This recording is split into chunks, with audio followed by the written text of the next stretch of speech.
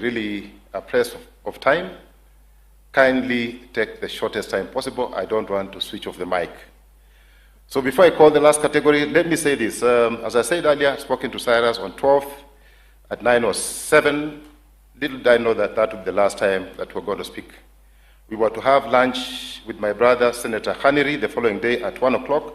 That lunch never happened. I crossed Cyrus, or Cyrus crossed my path from 3 angles. The first one was from my late father-in-law, Honorable Elijah Wasike Mwangale, and my wife is here. Jessie, stand up and wave. That is Jessie. So I know her, namjua, eh? Just because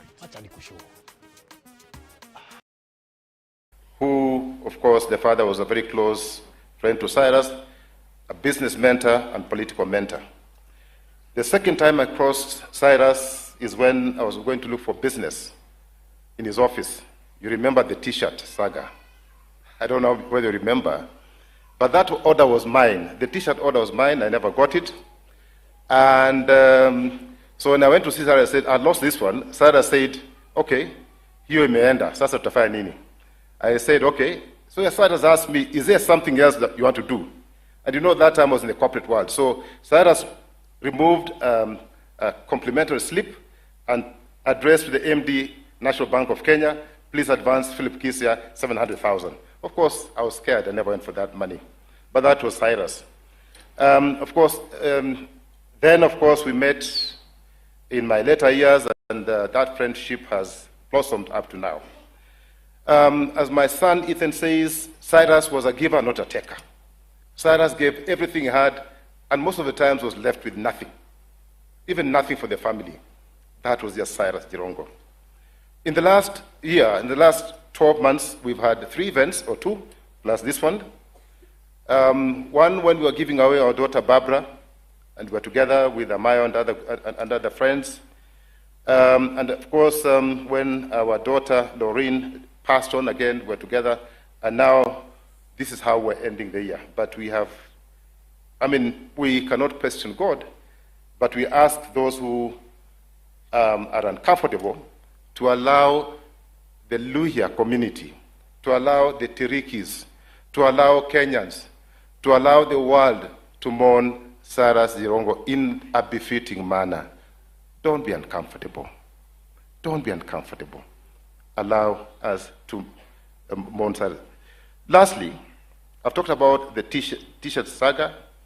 The other one, and that is leadership. The other one is simplicity.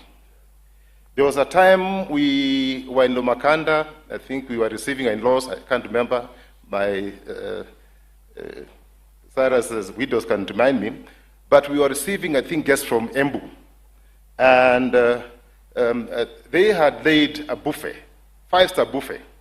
And Cyrus, in his simplicity, asked the wives, why have you put my ugali in a paper kwa karatasi?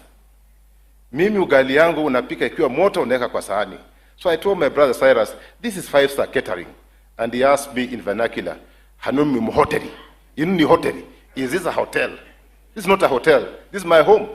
So they must cook food the way it's supposed to be cooked. The last one is Cyrus as a go-getter. Cyrus, I think it was in October 2023, he wanted to do some carbon credit business in DRC. And I happen to have 1 or 2 friends in DRC, so I thought I could assist.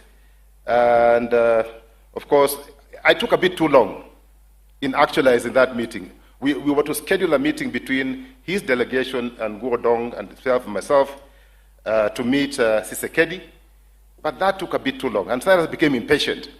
The next thing I saw Cyrus was him signing an MOU with President Sisekedi in State House in DRC. And do you know how he got that appointment? Not through the formal channel. Cyrus just went and met Sisekedi's mother, and they spoke in Kiswahili. And Cyrus got an appointment. So me, who was struggling to fix an appointment using the formal channels, I failed flat. But Cyrus was a go-getter. Cyrus, I'll miss you. Cyrus, niba ni Nyasaye kulanji, uzini mirembe.